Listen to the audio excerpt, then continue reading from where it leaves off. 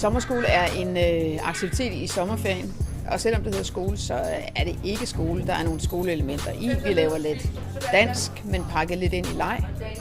Og sådan er det med de fleste ting, vi laver. Der er læring i det, men det er ikke det, man laver i skolen.